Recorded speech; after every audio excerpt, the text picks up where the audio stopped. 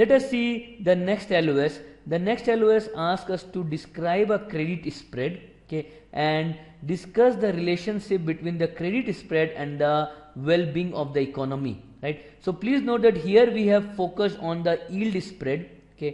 Yield spread, the focus was on comparing with the benchmark, okay. However, when you compare the yield spread with respect to the treasury, okay, now think about, you have a General Motors bond and you have a treasury bond, okay. The time to maturity for both is 5 years, okay. Both are 1 million, both shares, both bonds, their average trading volume is 1 million, okay, and 5 year, let's say both have coupon rate of 8%, right? Both are taxable at the same level, right? So if you see that both these bonds are looking exactly same, so this is your maturity, okay, this is the liquidity, okay, this is the coupon, okay.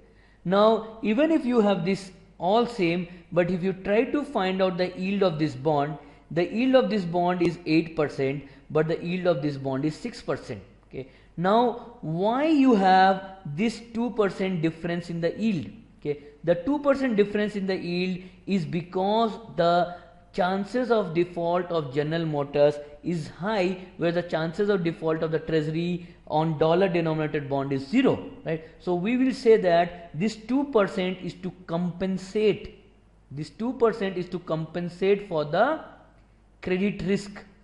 So this is to compensate for the credit risk. As a result, this is also known as the credit spread. Please note that when we are saying about the credit spread, our focus would be only on what is attributable with respect to the credit quality or the default, right? Here we have said that both have the same liquidity, okay. So you should not compare. If the liquidity is not same, it means that this can be slightly higher if it is having a lower liquidity, so that is to compensate for the liquidity risk.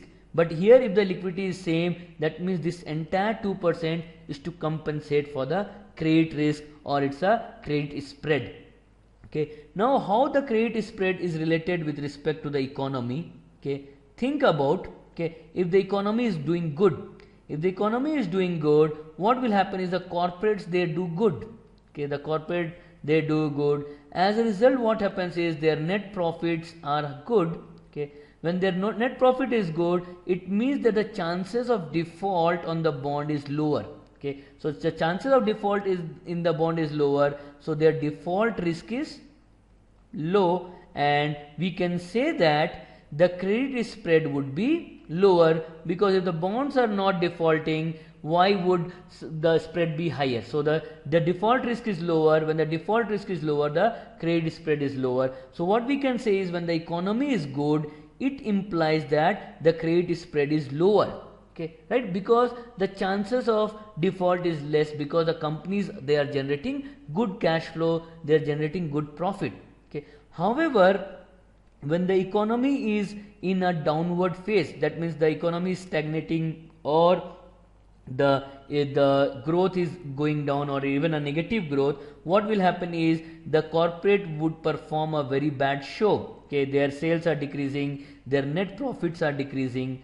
right? So when their profit start decreasing, what will happen is their cash flow would be lower, okay. So then they would not be able to pay money on their bonds, okay, coupon or the principal. As a result, the chances of default increases. So we'll say that the default risk, it increases, okay. When the default risk increases, what will happen, that the credit spread, that is going to increase, okay. So when the economy is not doing good, you will see that the credit spread, it increases, okay. So that is the problem that you have, right? So when economy is bad, the credit spread is higher. So what happens is, there can be another way you can think of credit spread being higher. When the economy is not good, okay, when the economy is down, people would want to invest in the treasury bonds only, okay. So when people start investing in the treasury bond, and they will also sell the corporate bond, so they will invest in the treasury bond, they will sell their corporate bond.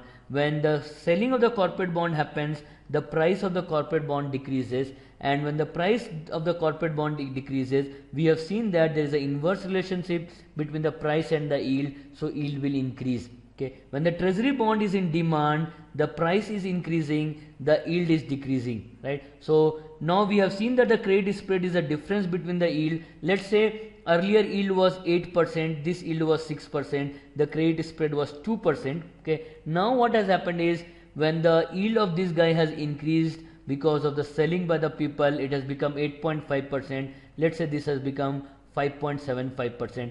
now if you compare the difference will come to 2.75%. so what we say is that the credit spread has increased. When the economy is down, the credit spread has increased, and when the economy is going up, okay, please note that when the economy is going up, what will happen is people will sell the treasury bond, okay, and they will start buying the corporate bond, and you will see a reverse scenario happens, and the credit spread, it decreases, right? So that is what this LOS is all about. So what is the credit spread with respect to the good economy and the bad economy, right?